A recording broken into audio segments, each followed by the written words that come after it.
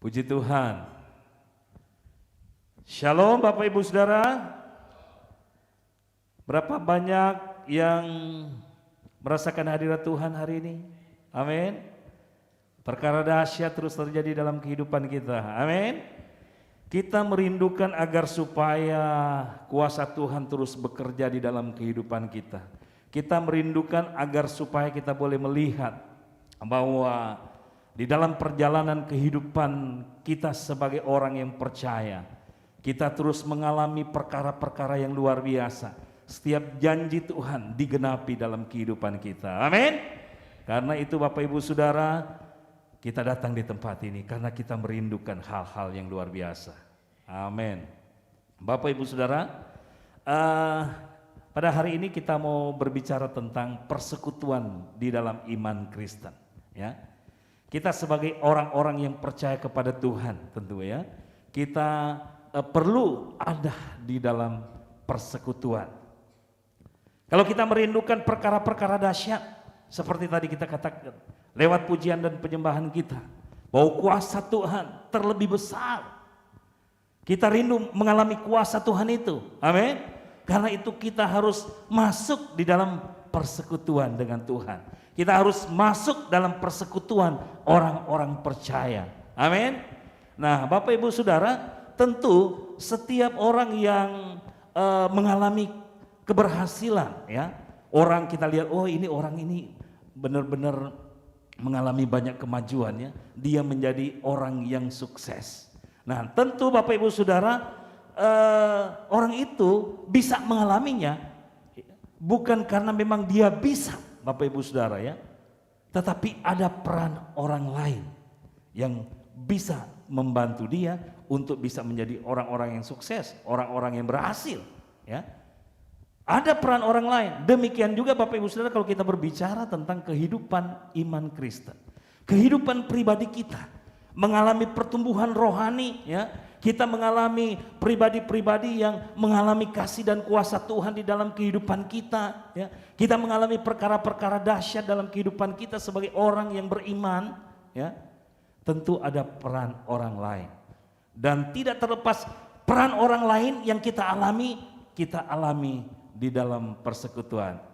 Amin Bapak Ibu Saudara. Nah, jadi pada hari ini kita mau berbicara tentang persekutuan dalam iman Kristen. Ya, seperti apa yang dicatat di dalam kitab Kisah Rasul pasal yang kedua ayat 41 dan ayat yang ke-42 kita mau baca bersama-sama. Oke. Bisa lihat yang bisa mengikuti, kalau jelas kita bersama-sama, saya akan berikan aba-aba dalam hitungan yang ketiga, kita baca bersama-sama. 2, 3. Kisah langsung orang-orang, ya. Ini Kisah Rasul 2 ayat 41 sampai 2, 3. Orang-orang yang menerima perkataannya itu memberi diri dibaptis, dan pada hari itu jumlah mereka bertambah kira-kira 3.000 jiwa. Mereka bertekun dalam pengajaran rasul-rasul dan dalam persekutuan, dan mereka selalu berkumpul untuk memecahkan roti dan berdoa. Puji Tuhan Bapak Ibu Saudara yang saya kasih dalam Yesus Kristus. Nah, kisah atau peristiwa yang terjadi di Yerusalem pada saat itu yang dicatat di dalam Kisah Para Rasul 2 ayat 41 sampai 42. Kalau kita membaca perikop-perikop sebelumnya, itu peristiwa yang luar biasa terjadi. Karena pada hari Pentakosta orang-orang mengalami pencurahan Roh Kudus.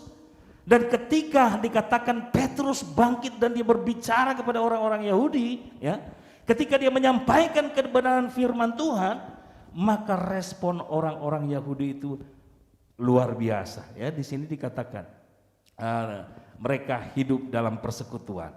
Ya, cuman kita mau bicara dulu dalam persekutuan dalam iman Kristen dalam pengertiannya. Persekutuan secara umum artinya persatuan orang-orang yang memiliki kepentingan yang sama terhadap suatu komunitas atau kelompok. Ya, banyak orang bikin komunitas, ya, berdasarkan sebuah keinginan mereka, tujuan yang sama, mereka ingin bersatu di dalam sebuah kelompok, ya, banyak kelompok-kelompok yang dibuat. Nah, dalam Alkitab persekutuan memakai kata koinonia yang artinya bersama, kebersamaan di mana sejumlah orang berkumpul untuk mendapatkan manfaat bersama, disatukan oleh satu kepentingan bersama, ya. Jadi orang-orang dalam persekutuan adalah yang memiliki ikatan perjanjian saling membagikan hal-hal yang menguntungkan, ya. Jadi mereka yang hidup dalam persekutuan menurut Alkitab, ya, yang diambil, yang diterjemahkan dari kata persekutuan dari bahasa Yunani yang dimaksud dengan koinonia ini adalah orang-orang yang memiliki ikatan perjanjian untuk saling membagikan hal-hal yang menguntungkan. Nah, saudara, kita kalau kita memahami tentang panggilan gereja, Bapak Ibu Saudara, kan panggilan gereja ada setidaknya ada tiga tugas panggilan gereja. Gereja itu dipanggil untuk melayani, ya, yang disebut dengan diakonia. Kemudian gereja dipanggil untuk bersekutu yang disebut dengan koinonia yang kita bahas pada hari ini. Dan ada juga gereja dipanggil untuk menginjil yang disebut dengan marturia. Tapi kita mau fokus pada tugas panggilan gereja yang dimaksud dengan koinonia, di mana kita dipanggil untuk bersekutu. Dan dalam persekutuan itu tidak hanya sekedar Bapak Ibu Saudara untuk ngumpul-ngumpul. Ada banyak kelompok-kelompok dibentuk, tapi hanya sekedar ngumpul-ngumpul. Tapi yang dimaksud dengan koinonia di sini, orang yang ngumpul adalah orang yang memang betul-betul saling menguntungkan, saling membagikan hal-hal yang menguntungkan. Makanya yang kita kenal di dalam kekristenan, kita kalau kita kumpul kita harus bisa membagi hidup satu dengan yang lain. Bukan hidup kita ini dipenggal-penggal Bapak Ibu Saudara, tapi kita bisa saling membagi hidup, ya, saling menasehati, saling melayani satu dengan yang lain, saling menguatkan, ya. Nah, persekutuan dalam iman Kristen kalau kita lihat di dalam Kisah Rasul pasal yang kedua tadi, dikatakan persekutuan yang menggambarkan gereja yang sehat. Kenapa? Kenapa disebut persekutuan yang menggambarkan gereja yang sehat?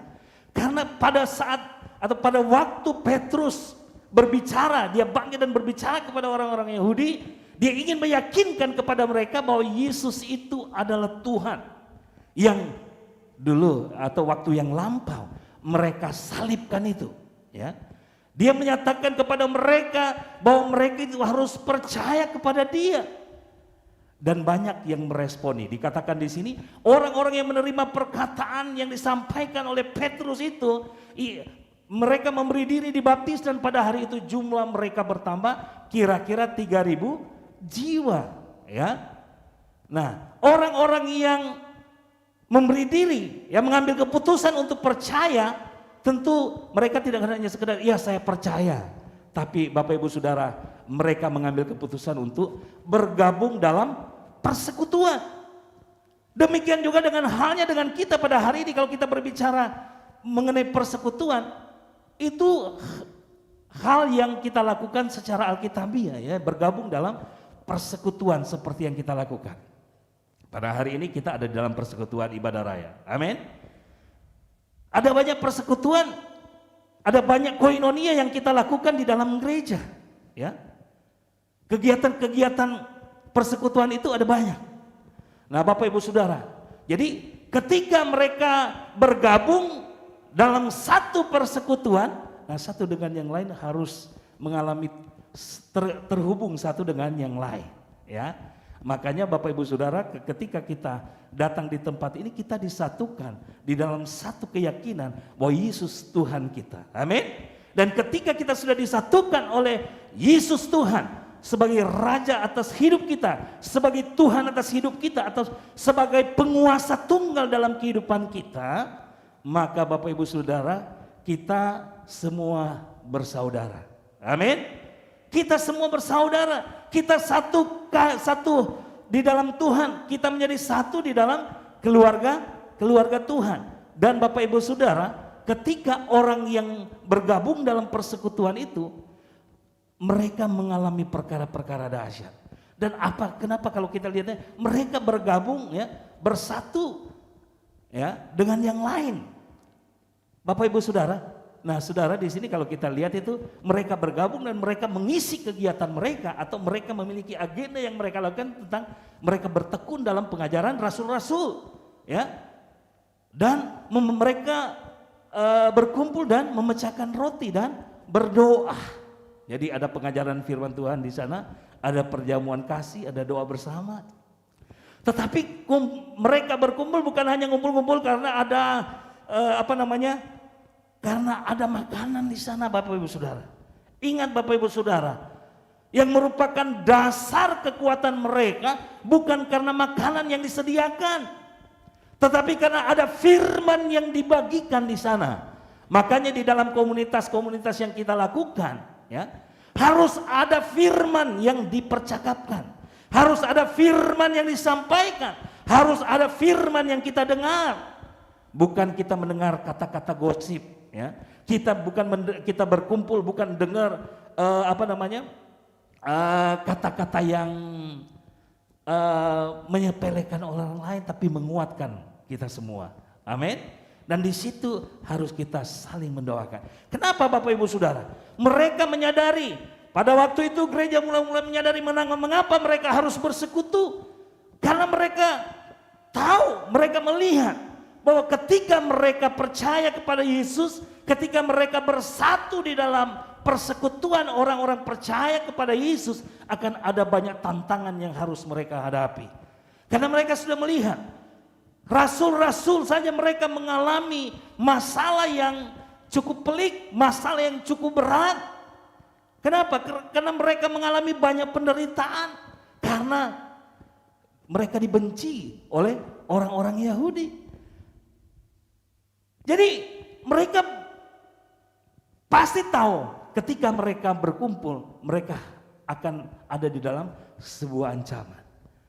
Nah, oleh karena itu mereka harus bertekun di dalam firman. Mereka mau mendengarkan pengajaran firman supaya ketika menghadapi musuh mereka, mereka punya kekuatan. Ya. Mereka punya pemahaman yang benar tentang kebenaran firman Tuhan, tentang siapa Yesus itu, tentang siapa firman yang sudah menjadi manusia itu, yang ditolak oleh saudara-saudara mereka, ya. Karena kalau mereka tidak memahami pengajaran ini, maka mereka akan mengalami hal-hal yang tidak menyenangkan di dalam kehidupan mereka. Mungkin mereka akan dibully kalau zaman sekarang, kan. Percaya Yesus tapi dia nggak ngerti tentang siapa Yesus itu. Makanya mereka bertekun dalam pengajaran firman. Demikian juga kita perlu untuk bertekun dalam pengajaran firman. Amin. Karena ketika kita berada di dalam persekutuan, ya, yang dimana di dalamnya kita mendengarkan firman, maka kita akan mengalami kekuatan di dalam kehidupan kita. Ya, karena kita tahu tanpa firman kita tidak bisa kuat, ya. Karena itu firman yang menjadi penuntun langkah hidup kita. Jadi Bapak Ibu Saudara, Bapak Ibu Saudara, kita perlu memahami, ya, bahwa kita disebut sebagai tubuh Kristus, ya. Kita sebagai tubuh Kristus dikatakan dalam firman Tuhan.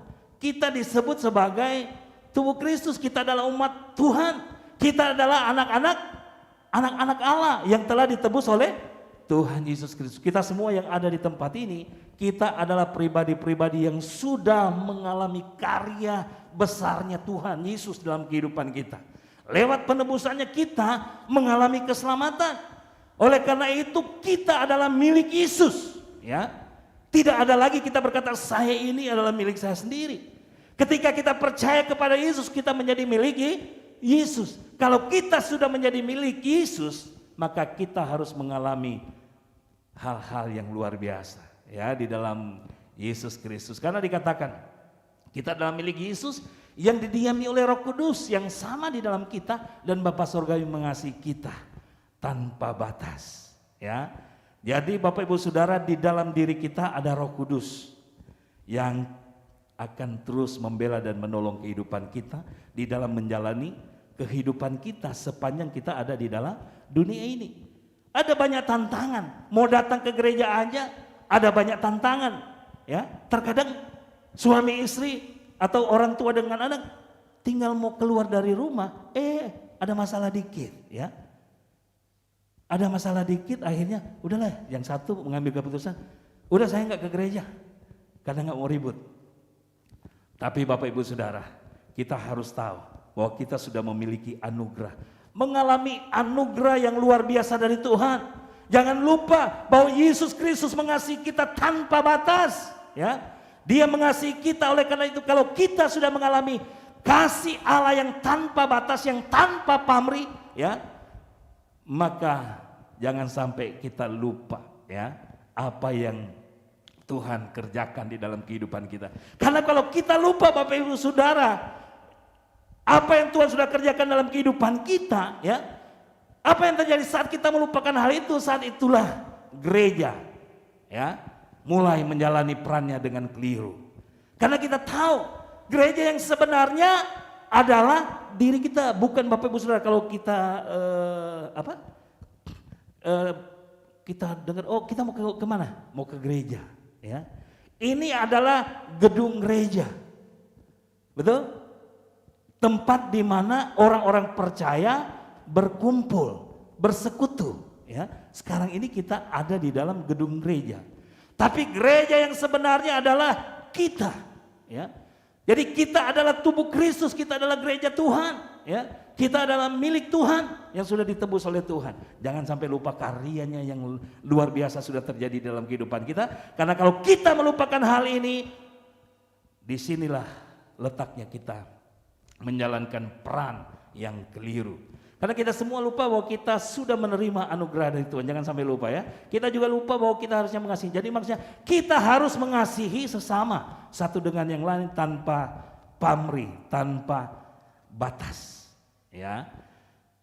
Jadi mengapa kita bertemu dalam persekutuan Bapak Ibu Saudara? Di dalam kitab Roma 12 ayat 10 dikatakan hendaklah kamu saling mengasihi, ya, sebagai saudara dan saling mendahului dalam memberi hormat. Kemudian di dalam Roma 15 ayat 7 juga dikatakan sebab itu terimalah satu akan yang lain sama seperti Kristus juga telah menerima kita untuk kemuliaan Allah. Tuhan Yesus menyatakan agar kita saling mengasihi. Kita mau terima satu dengan yang lain dan kita mau saling mengasihi. Itu dikatakan dalam firman Tuhan. Dan kemudian Yohanes 15:12 juga dikatakan bahwa inilah perintahku, yaitu supaya kamu saling mengasihi seperti aku telah mengasihi kamu. Dan saling mengasihi itu bisa terjadi kalau kita ada di dalam koinonia, atau kalau kita ada di dalam persekutuan, ya. Karena kalau kita berbicara masalah saling Bapak Ibu Saudara, ya, saling mengasihi, ya. Kalau kita berbicara saling mengasihi dalam perjanjian baru, kalimat satu sama lain, ya. Kita mengasihi satu sama lain. Sering disebutkan kalau kita berbicara saling mengasihi, berarti itu berbicara satu dengan yang lain. Jadi kita mengasihi satu dengan yang lain, bukan hanya mengasihi diri sendiri, tapi mengasihi satu dengan yang lain. Kalau kita berbicara satu sama lain, itu berarti kita harus saling menjaga satu dengan yang lainnya. Kalau ada teman kita kelihatannya sudah mulai jauh dari persekutuan, kita doakan mereka, ya. Bukan kita mencela mereka, doakan mereka. Kita ambil bagian, ya, kita berpartisipasi di dalam pelayanan koinonia ini, ya. Kita mau mendoakan mereka, ya. Kita katakan kepada Tuhan, Tuhan tolong mereka dan mampukan aku kalau bisa Tuhan, aku dipakai oleh Tuhan untuk menjadi berkat bagi mereka, ya. Jadi kita mau jadi berkat bagi orang lain, amin. Supaya ini menjadi kenyataan dalam hidup kita, ya. Satu sama lain saling mendukung, ya, saling mendoakan, saling menyapa, saling berbagi dan saling melayani. Jadi Bapak Ibu Saudara seperti itu. Jadi kalau kita mau berbicara satu sama lain, itu yang hal-hal ini harus dipraktekkan. Saling mengasihi, saling menjaga, saling mendukung, ya, dan lain sebagainya. Nah Bapak Ibu Saudara, karena Bapak Ibu Saudara dalam Pengkhotbah 4 ayat 9 dia katakan apa? Ya. Berdua lebih baik daripada seorang diri karena mereka menerima upah yang lebih baik dari jeripaya mereka. Karena kalau mereka jatuh yang seorang mengangkat temannya, tapi baik orang yang jatuh yang tidak mempunyai orang yang lain untuk mengangkatnya. Jadi di sini kita melihat ya bahwa sungguh satu dengan yang lain saling membutuhkan. Karena kita harus tahu Bapak Ibu Saudara, manusia diciptakan oleh Tuhan agar supaya saling yang seperti tadi, saling menolong, saling menghargai, saling melayani. Jadi Tuhan menciptakan manusia bukan dia hidup sendiri ya. Bukan dia akan sukses sendiri. Tetapi Tuhan menciptakan agar supaya manusia itu bisa saling tolong menolong, saling melayani satu dengan yang lain, saling menjaga satu dengan yang lain. Makanya Tuhan pada waktu menciptakan seluruh ciptaannya, Tuhan katakan semua ciptanya itu sungguh amat baik. Tapi dia katakan, tetapi tidak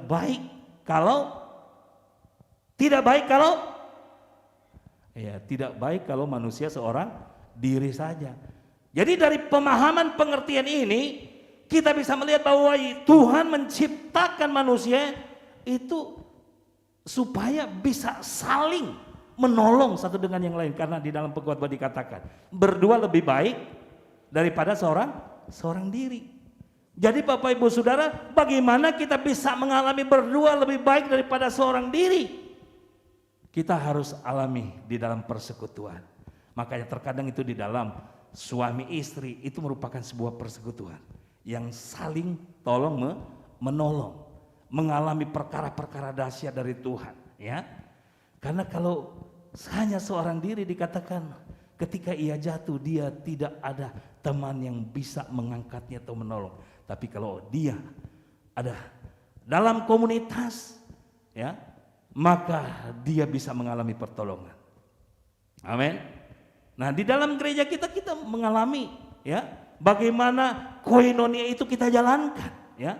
Kita harus hidup di dalam persekutuan itu supaya kita mengalami hal-hal yang baik yang Tuhan sudah rencanakan di dalam kehidupan kita. Nah, Bapak Ibu Saudara yang saya kasihi dalam Yesus Kristus, Tuhan merindukan agar supaya kita bisa mengalami perkara-perkara yang luar biasa. Amin. Nah, ada dua alasan mengapa orang Kristen harus masuk dalam kelompok persekutuan. Pertama yang kita mau bahas tentang dalam kelompok persekutuan kita mendapatkan bimbingan ya. Dalam kelompok persekutuan kita mendapatkan apa? Bimbingan. Dalam kelompok persekutuan adalah keluarga rohani. Ya, dalam persekutuan kita harus alami bahwa persekutuan yang kita jalankan itu merupakan keluarga rohani. Ya, keluarga kita karena kita adalah tubuh Kristus. Kita mau lihat ya, dalam kelompok persekutuan kita mendapatkan bimbingan. Nah, saudaraku yang saya kasih dalam Yesus Kristus, kita tahu bahwa Musa adalah seorang pemimpin besar ya bagi orang Israel yang dipakai oleh Tuhan untuk membawa bangsa Israel keluar dari tanah Mesir. Tetapi Bapak Ibu Saudara, di dalam kesuksesannya, di dalam keberhasilan daripada Musa, Bapak Ibu Saudara, kita tahu bahwa ada banyak tantangan dan kesulitan yang dia hadapi untuk mencapai sukses itu. Tetapi di balik persoalan yang berat yang dia hadapi, ya, ada seorang mertua yang menjadi penolong bagi dia. Sudah tahu siapa mertuanya? Dia adalah Yitro. Ini ada Pak Yitro sini. Pak Yitro suka memberi nasihat kepada menantu. Ya, bagus juga ya. Ada orang tua ya memberi nasihat kepada anak-anaknya. Ya, yang lihat, waduh kasihan nih anaknya nih. Sukses kelihatan udah banyak orang yang dipimpinnya tapi kayaknya kewalahan memimpin kan. Jadi dia kasih masukan, dia kasih nasihat kepadanya ya untuk bagaimana memanage pekerjaan, memanage orang-orang harus bagaimana ya harus menempatkan pemimpin-pemimpin, ya. Nah, ada peran orang lain di situ. Dan peran orang lain itu untuk membimbingnya. Demikian juga di dalam kitab Ulangan 31 ayat 7 Bapak Ibu Saudara. Seorang pemimpin besar, seorang Musa, ya, sebelum dia meninggalkan dunia ini, ya, sebelum dia bilang goodbye Yosua, ya, dia bimbing Yosua untuk menjadi seorang pemimpin yang luar biasa. Di sini dikatakan, Ulangan 31, ya, dikatakan, lalu Musa memanggil Yosua dan berkata kepadanya di depan seluruh orang Israel, kuatkan dan teguhkanlah hatimu.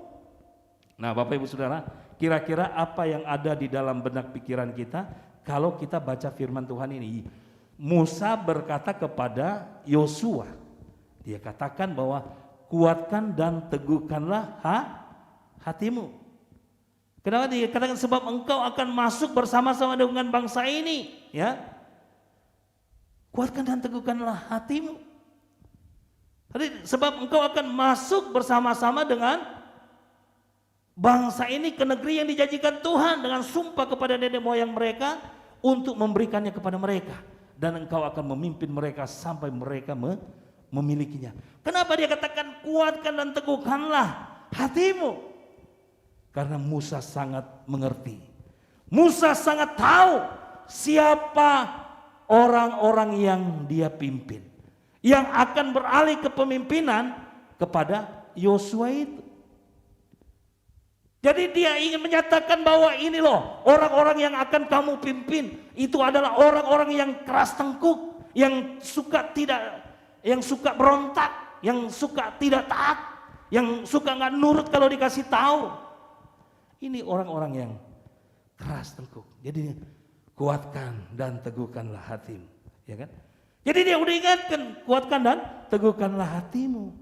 Jadi dia sudah bimbing dia bahwa kamu akan mengalami masa-masa sulit, tapi hendaklah engkau kuatkan dan teguhkanlah hatimu. Memang kita punya Tuhan yang besar, Allah yang dahsyat, Allah yang kita sembah tidak seperti Allah yang bangsa-bangsa lain sembah. Allah yang kita sembah adalah Allah yang sungguh luar biasa. Dia sudah terbukti membela, menolong kehidupan kita, ya. Sangat terbukti. Tapi dia katakan kuatkanlah. Jadi dia harus menguatkan hatinya. Demikian juga kehidupan kita, ya. Di dalam kita memimpin, mungkin di dalam komunitas-komunitas kita, ya. Di dalam komunitas-komunitas kita harus kuat. Amin. Karena di dalam kita memimpin anggota-anggota yang kita pimpin, yang memiliki latar belakang yang berbeda. Ada yang memang betul-betul punya latar belakang yang keras tengkuk mungkin, ya. Tapi di sini ada nggak yang anggota yang keras tengkuk? Nggak ada, ya. Jangan sampai ada, Bapak Ibu Saudara, ya. Tapi kalau ada, segera bertobat, ya. Harus taat dan tunduk kepada pemimpin. Jangan kita meremehkan pemimpin. Selama pemimpin itu ada ditetapkan oleh Tuhan untuk kita, ya, dia akan membimbing kita. Kita harus taat dan tunduk. Jangan kita meremehkan pemimpin. Saya teringat dengan Musa dalam kepemimpinannya, ya. Dia berbicara kepada bangsa Israel agar supaya mereka tidak boleh kawin campur.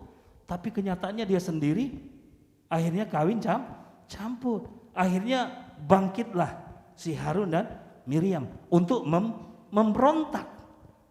Mereka nggak memimpin, kenapa? Ini Musa ini kamu sendiri yang ngomong tapi kamu sendiri yang melanggar. Oh, ini pemimpin yang nggak becus.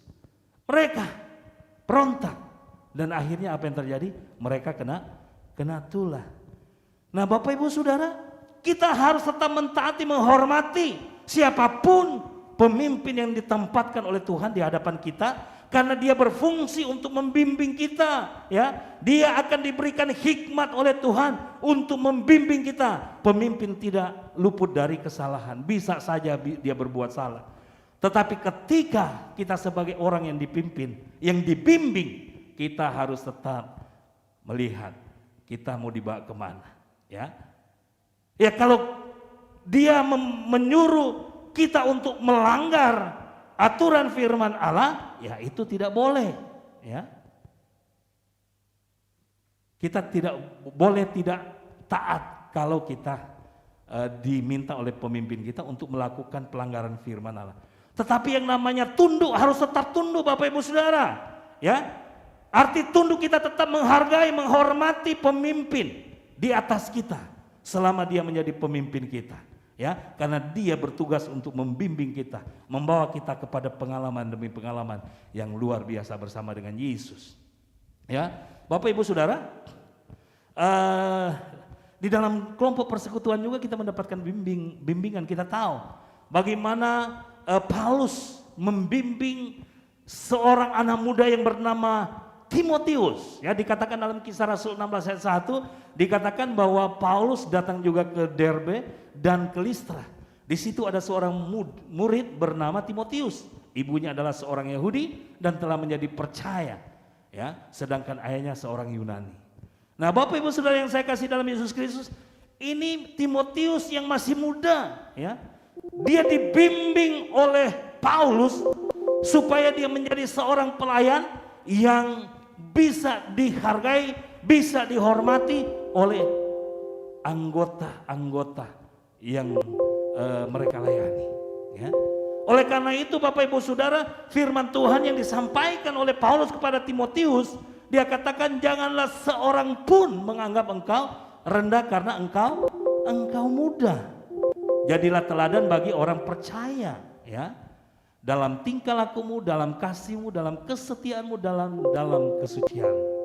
Jadi Timotius yang muda ini dibimbing oleh Paulus, ya. Mungkin karena dia masih muda dia berkata, waduh saya nggak bisa. Masa saya mau mimpin orang-orang tua?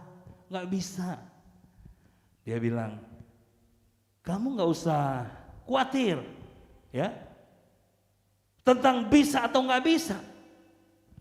Yang penting kau mau, pasti Tuhan akan memberikan kemampuan.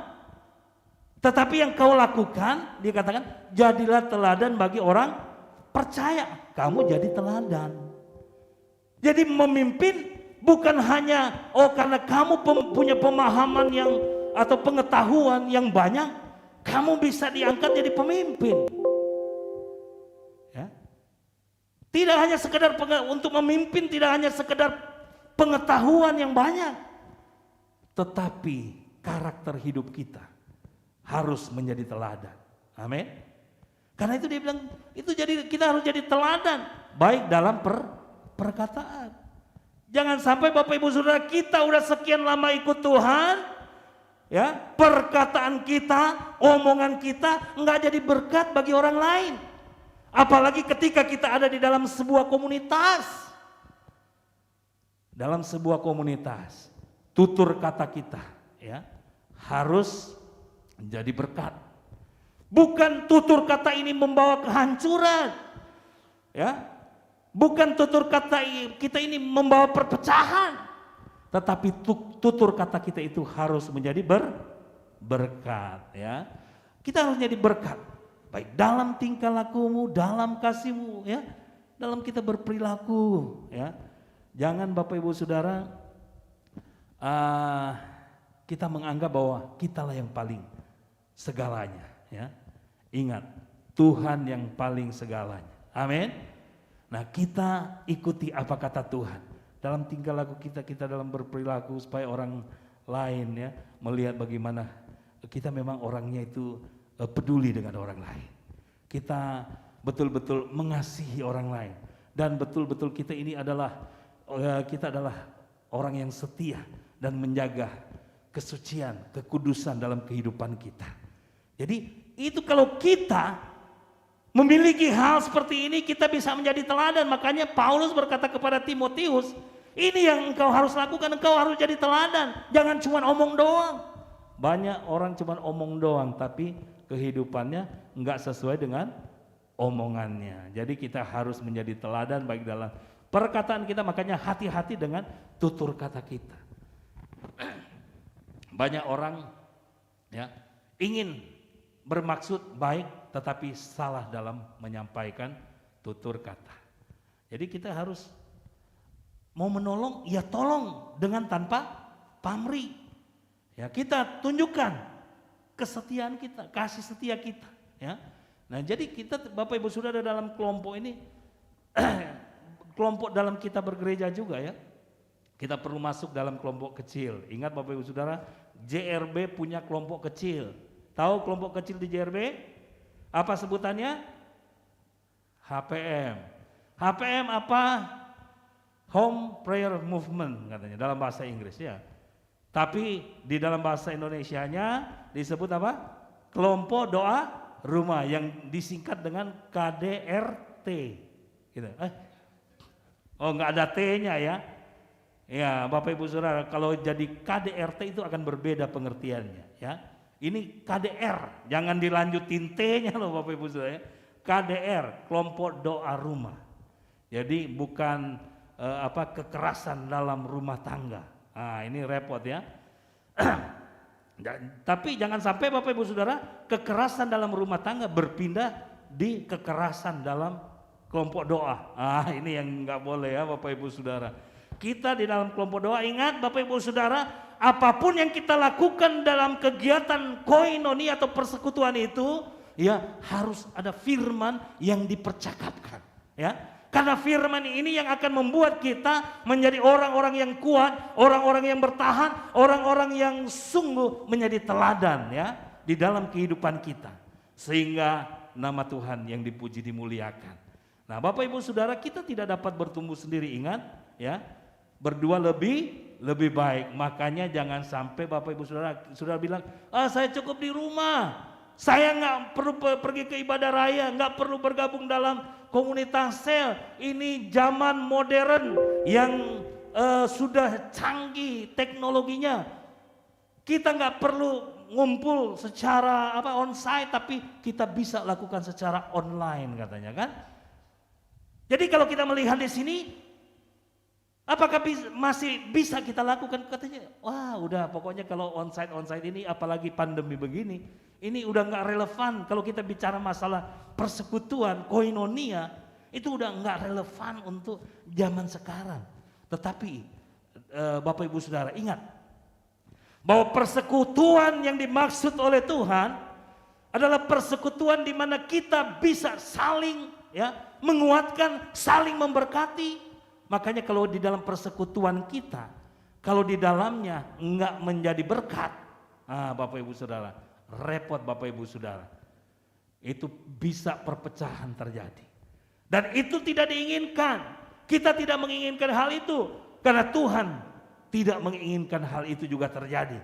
Karena Tuhan ingin agar supaya koinonia yang dimaksud adalah koinonia yang membawa dampak dalam pertumbuhan rohani kita. Sehingga pengenalan kita akan Tuhan semakin hari semakin luar biasa. Karena kalau kita mengenal Tuhan, maka kita jadi orang-orang yang sungguh diberkati dan menjadi berkat. Nah Bapak Ibu Saudara, kalau kita berbicara dalam persekutuan kita mendapatkan bimbingan, ya kita perlu punya mentor atau pembimbing rohani. Ya, tentu yang dapat membuat keimanan kita lebih kuat, membuat kerohanian kita bertumbuh dan berbuah, di mana janji-janji Tuhan bukanlah sesuatu yang sulit untuk dicapai, melainkan nyata dan merupakan ya hak untuk kita miliki. Kita semua punya hak untuk memiliki janji-janji Tuhan dalam hidup kita. Amin. Saudara mau mengalami janji Tuhan dalam hidup Bapak Ibu Saudara? Saya percaya Bapak Ibu Saudara tahu persis Tuhan sudah memberikan banyak janji dalam kehidupan saudara. Dan hari ini masih banyak yang belum tergenapi. Dan Bapak Ibu Saudara merindukan hal itu terjadi di dalam kehidupan Bapak Ibu Saudara. Dan Bapak Ibu Saudara, mari kita alami janji-janji itu di dalam koinonia, dalam persekutuan kita. Amin. Karena itu mari, entah kita datang di dalam ibadah-ibadah raya, karena di dalam ibadah raya ini kita mendapatkan pemahaman, kita dibimbing melalui kebenaran firman Tuhan, agar supaya kita mengerti, memahami firman Allah, dan melalui pemahaman firman Allah kita tahu kehidupan kita kemana harus kita melangkah, ya. Dan tentu kita butuh orang-orang yang menjadi mentor dalam kehidupan kita atau menjadi pembimbing dalam kehidupan kita, ya. Karena kalau kita maju bukan karena kita maju sendiri, ya. Kita ada orang lain yang menjadi pembimbing kita. Jangan sampai Bapak Ibu Saudara, oh enggak, saya enggak perlu orang lain. Pembimbing saya Tuhan Yesus sendiri, ya. Pembimbing saya Roh Kudus. Nah, Bapak Ibu Saudara, kita di dalam dunia ini makanya kita ada yang dimaksud dengan gereja agar supaya Tuhan memimpin kita di dalam satu perkumpulan dengan tertib, dengan teratur, ya. Supaya kita boleh mengalami hal-hal yang luar biasa, ya, di dalam persekutuan kita. Saudara, mau mengalami hal yang luar biasa? Mujizat terjadi di mana 2 atau 3 orang berkumpul di dalam namaku. Firman Tuhan katakan apa? Di situ aku ada. Nah, kalau Tuhan hadir di dalam persekutuan kita, apakah hanya sekedar hal-hal biasa? Kalau Tuhan hadir di dalam setiap persekutuan kita, saya yakin dan percaya orang yang sakit disembuhkan. Amin. Orang yang susah dihiburkan. Orang yang mengalami jalan buntu dibukakan jalan. Orang yang mengalami putus asa mengalami jamahan Tuhan sehingga mereka boleh melihat bahwa Tuhan yang mereka sembah, Tuhan yang kita sembah adalah Allah yang luar biasa. Karena kita mengalami pertumbuhan rohani, ya. Di mana janji-janji Tuhan terus tergenapi. Oleh karena itu mari kita mau bertumbuh bersama. Amin. Nah, Bapak Ibu Saudara, ini ada video sebenarnya, tapi waktunya sudah tidak mungkin kan. Jadi ini menggambarkan tentang kegiatan-kegiatan koinonia yang kita lakukan. Ada firman Tuhan disampaikan ketika penyampaian firman Tuhan. Nah, ketika komunitas doa Rabu, ya, itu kita mengadakan komunitas doa Rabu. Di situ firman disampaikan dan Bapak Ibu Saudara di situ. Makanya Bapak Gembala selalu mengingatkan, mari bersaksi supaya kita bisa saling menguatkan. Dan kemudian ada komunitas juga anak-anak muda, ya, Bapak Ibu Saudara. Nah, yang kedua, yang terakhir Bapak Ibu Saudara dalam kelompok persekutuan adalah keluarga rohani. Ini yang harus kita pahami, yang sebagai keluarga yang bisa saling mengerti, saling memahami, ya. Karena gereja mula-mula dalam Kisah Para Rasul Bapak Ibu Saudara adalah contoh yang sangat baik tentang komunitas persekutuan rohani seperti apa yang kita lakukan. Karena apa? Karena komunitas mereka, ya, persekutuan mereka, ya, di dalam mereka melakukan koinonia mereka berdoa dan memuji Tuhan bersama-sama. Karena itu sekarang kalau kita melakukan, kita melihat apa yang sudah dilakukan oleh orang-orang percaya pada waktu yang lampau. Amin. Berarti persekutuan itu masih relevan untuk kita lakukan pada hari-hari ini. Amin. Karena di dalam komunitas kita mengalami perkara-perkara yang dahsyat ketika kita memuji Tuhan. Tadinya kita mungkin mengalami, hatinya susah, sedih karena persoalan yang cukup berat. Tapi ketika kita datang bersama-sama, kita lihat orang yang ada di sekitar kita semangat, kita menjadi semangat juga. Amin. Atau kita lihat orang yang semangat, kita tetap aja nggak semangat. Kita lihat orang yang semangat, pasti kita akan terpengaruh dengan semangat, ya. Kita saling membagi semangat. Nah, Bapak Ibu Saudara, mereka belajar mulai dari hal-hal yang sederhana sampai hal-hal yang besar tentang saudara-saudara mereka dan juga tentang iman mereka dalam Tuhan. Jadi bagaimana mereka melihat perkara-perkara dahsyat terjadi di dalam komunitas, ya. Jadi ketika rasul-rasul mengadakan mujizat-mujizat, ya, mereka dikuatkan dan mereka meyakini kuasa Tuhan terjadi di dalam kehidupan mereka, ya. Oleh karena itu Bapak Ibu Saudara, kita harus masuk di dalam komunitas karena komunitas itu sebagai keluarga rohani. Amin. Kita mengalami keluarga rohani itu di dalam komunitas GPKD IJRB dengan berbagai kegiatan-kegiatan yang kita lakukan. Ya, persekutuan-persekutuan, ya, yang kita lakukan di mana firman Tuhan disampaikan. Nah, Bapak Ibu Saudara, persekutuan yang dibangun hendaknya menjadi tempat di mana jemaat Tuhan merasa aman dan nyaman selayaknya keluarga. Jadi Bapak Ibu Saudara, kita harus mengalami kenyamanan dalam kehidupan kita. Makanya kalau hadir Tuhan, kalau hadir di di dalam setiap komunitas atau di dalam setiap persekutuan kita harus mengalami perkara-perkara dahsyat. Amin. Kenapa Bapak Ibu Saudara? Nah Bapak Ibu Saudara, di sini seperti apa yang saya sampaikan tadi ya, keluarga harus mengalami saling mengasihi, saling menjaga, saling mendukung, saling mendoakan, saling melayani Bapak Ibu Saudara ya. Karena dalam kelompok persekutuan adalah keluarga rohani. Nah Bapak Ibu Saudara, Paulus menyampaikan kepada jemaat yang ada di Efesus ya, di Efesus 2 ayat 9 dikatakan demikianlah kamu bukan lagi orang asing dan pendatang melainkan kawan sewarga dari orang-orang kudus dan anggota-anggota keluarga Allah. Bapak Ibu Saudara, masih ada orang yang merasa asing di sini? Nah, kalau merasa asing Bapak Ibu Saudara, sepertinya ada merasa tidak nyaman di tempat ini. Makanya Bapak Ibu Saudara, kalau kita merasa keluarga Allah, ya keluarga rohani, ketika kita bertemu kita harus saling menyapa, saling menegur satu dengan yang lain, ya. Saling sekalipun orang katakan say hello, harus jangan sampai udah lihat jemaat sesama jemaat tapi diam-diam. Ketemu di dalam gereja nggak saling menyapa, apalagi ketemu di pasar. Ada yang ketemu di pasar nggak saling menyapa? Oh banyak katanya. Udah lihat ada si om itu, ada si ibu itu langsung menyimpang ke kiri, ke kanan ya. Makanya ketika dia ada di dalam persekutuan ya, dia merasa terasing. Tetapi firman Tuhan berkata kalau kita sebagai orang yang percaya kepada Allah, kita tidak boleh lagi merasa asing. Nah supaya perasaan asing itu tidak ada di dalam kehidupan kita, kalau ketemu mbok negor katanya, kan mboknya apa? Pak Polin gimana kabarnya gitu ya. Oh luar biasa. Ya, Pak Andi apa kabar hari ini? Wah luar biasa, mantap ya kan. Jadi kalau kita katakan, Pak Asen apa kabar? Katanya luar biasa, dahsyat. Yes, oh biasa di luar. Apa kabar biasa di luar? Oh haleluya ya.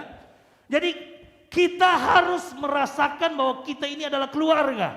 Amin. Nah kalau kita di gereja aja nggak saling menyapa, itu koinonia nggak terjadi. Karena kita harus mengalami yang namanya kita keluarga Allah. Keluarga Allah di mana kita harus saling mengasihi. Yohanes 13 ayat 35 dikatakan, dengan demikian semua orang akan tahu bahwa kamu adalah murid-muridku, yaitu jikalau kamu saling mengasihi. Orang akan lihat. Ini orang-orang Bonang akan lihat. Oh ini jemaat JRB ya. Oh mereka itu betul-betul luar biasa. Mereka adalah murid Yesus. Kita disebut murid Yesus. Kenapa? Oh kita saling mengasihi. Tapi coba Bapak Ibu Saudara, ini jemaat JRB, kemarin mereka baru bertikai gitu ya. Mereka kejar-kejaran di gang sini katanya. Waduh Bapak Ibu Saudara. Apa yang terjadi? Ini yang disebut murid Kristus. Nah Bapak Ibu Saudara, kita harus saling mengasihi. Kalaupun orang lain menyakiti hati kita, kita harus tetap bisa mengampuni. Bisa nggak mengampuni? Saya teringat Bapak Ibu Saudara dengan khotbah saya waktu lalu. Ingat, kalau kita percaya Yesus, kita harus hidup sama seperti Kristus hidup. Ketika dia dicaci maki, dia membalas dengan caci maki? Enggak. Ketika dia difitnah, dia membalas? Tidak. Tapi semuanya dia serahkan kepada Tuhan. Demikian juga kita. Kalau engkau difitnah, kalau engkau dicaci, dimaki, serahkan kepada Tuhan. Jangan Bapak Ibu Saudara, karena dia mencaci maki saya serahkan dia ke kantor polisi. Bapak Ibu Saudara, apa yang terjadi? Ketika di kantor polisi, ini siapa ini? Jemaat JRB. Waduh repot Bapak Ibu Saudara. Ya, hal itu tidak mencerminkan murid Kristus. Karena mereka tidak mengalami kekeluargaan. Kalau kita mengalami keluarga rohani, jemaat yang lain mungkin bisa saja menyakiti hati kita, tetapi kita mengampuni. Kita tidak boleh saling menghakimi satu dengan yang lain. Ada orang nggak ke gereja aja, ini kan dia banyak berbuat dosa makanya dia nggak ke gereja. Nah Bapak Ibu Saudara, kita tidak boleh saling menghakimi, ya. Oh dia kemarin dia nggak mau nyapa saya karena dia ini takut ditegur karena kemarin ketemu saya ya, dia sedang berbuat dosa. Bapak Ibu Saudara, kita tidak boleh saling menghakimi, tapi kita harus saling mengasihi. Orang yang saling mengasihi ketika dia dicaci maki, ketika ia difitnah, dia tetap mengampuni ya. Karena firman Tuhan juga dikatakan di sini di dalam 2 Korintus 7, bukan hanya oleh kedatangannya saja, tetapi juga oleh penghiburan yang dinikmatinya di tengah-tengah kamu, karena ia telah memberitahukan kepada kami tentang kerinduanmu, keluhanmu, kesungguhanmu untuk membela aku, sehingga makin bertambah sukacitaku. Maksudnya apa Bapak Ibu Saudara? Nah ini Paulus ini, nah dikatakan Paulus menerima kabar tentang kehidupan orang-orang Korintus, ya, di mana orang-orang Korintus itu menghadapi banyak persoalan, banyak masalah yang mereka hadapi, ya, mereka banyak mengeluh karena persoalan yang mereka hadapi. Tetapi ada banyak juga yang mengalami kehidupan yang sungguh-sungguh mau beribadah kepada Tuhan, mau percaya kepada Yesus sebagai Tuhan dan Juru Selamat, mau percaya kepada Paulus sebagai rasul. Karena Paulus sebagai rasul itu diragukan. Tapi Bapak Ibu Saudara, mereka mau mendukung, katanya mereka membela Paulus ya.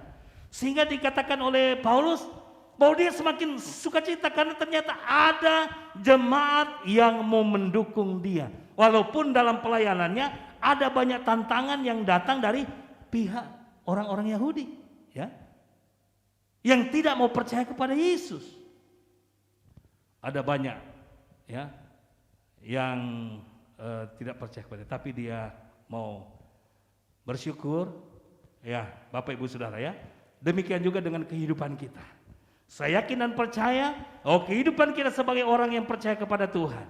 Ingat, kita perlu bimbingan dalam kehidupan kita untuk mengalami pertumbuhan rohani kita, supaya kita menjadi hal-hal yang luar biasa. Jangan Bapak Ibu Saudara, ya saya nggak perlu dibimbing, saya bisa membimbing diri saya sendiri. Nah banyak Bapak Ibu Saudara orang yang bahkan beralasan begitu. Kalau dibilang datang di dalam komunitas, aduh maaf saya nggak bisa. Ada banyak kesibukan, ada banyak masalah persoalan yang saya hadapi. Tetapi Bapak Ibu Saudara, dikatakan perkara-perkara yang luar biasa itu terjadi di dalam komunitas. Karena apa? Karena di situ terjadi kesatuan. Di mana 2 atau 3 orang berkumpul dalam namaku, di situ aku ada. Jadi ketika mereka berkumpul dalam satu komunitas, mereka bersatu meminta sesuatu, maka perkara dahsyat terjadi. Amin. Oleh karena itu mari kita terlibat di dalam komunitas-komunitas, ya. Kita mau hidup di dalam koinonia yang Tuhan inginkan. Tapi ingat, koinonia harus membawa dampak dalam kehidupan kita. Kita berdampak kepada orang lain, berdampak kebaikan, ya. Kita akan melihat perkara-perkara dahsyat. Tim musik bisa masuk mengambil tempatnya masing-masing. Kita mau merenungkan kebenaran firman